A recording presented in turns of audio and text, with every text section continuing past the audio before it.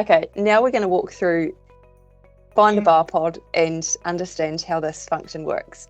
Now, we often refer to Find a Pod as Uber for hoses, and what we've got is one platform with two different user types. We've got an asset owner who needs a repair done on his machine, and we've got a pod operator who's got a pod and essentially a repair facility that's able to go and conduct that repair. So I'm going to show you how this works for both different user types. We'll start with the pod operator and then move to the asset owner and see how they request a job. So as a pod operator, I can decide if my pod is displayed on the Find a Pod map or not. To do that, go into settings, and our top section at the top, we've got our pod. If I want to take my pod off the map, so say I'm not available to do jobs or my company's closing down for a 2-week Christmas break, I can simply turn that to off. Now I'm displayed the option to either take my pod off for a certain period of time or indefinite. And if I choose any of these time slots, when that time's up, my availability will automatically be turned to on again.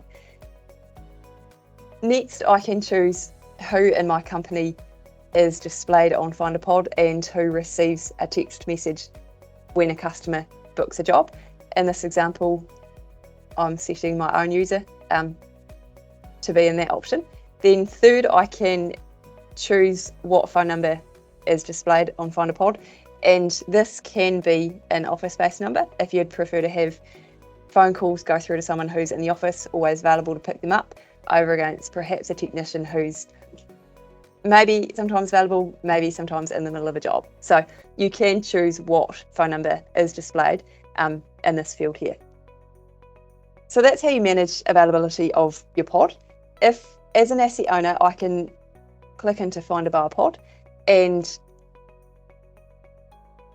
instantly see which pods are available and use this information to decide who to call and get to come and do my job. So this green pin in here is the current location of my device, and this is showing me all of the pods which are closest to me and therefore makes sense to contact them to come and conduct the repair. So if you click on a pod, you can see the company name and phone number assigned to that pod. Now, if I have an asset which is needing a repair done on it, I can click the scan icon on my homepage and scan the asset QR code, which we spoke about earlier, and click Book a BOApod. Now, in here is all of the BOApods that I'm able to book.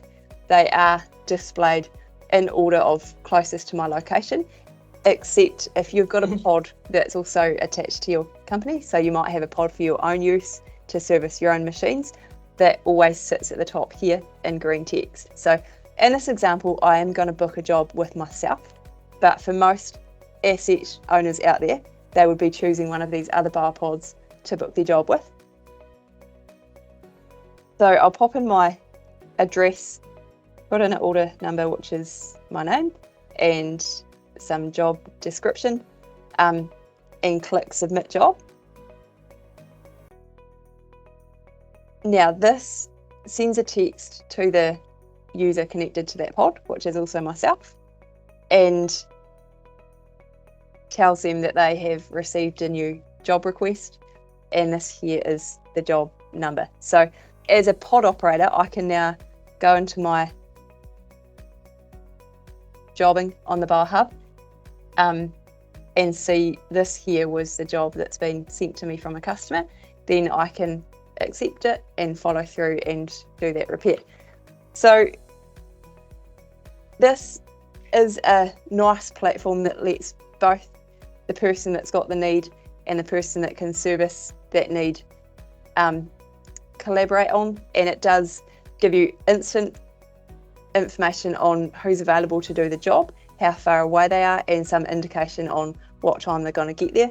So overall does cut down the total time that you spend searching for a repair person and ultimately the time that your machine is not working.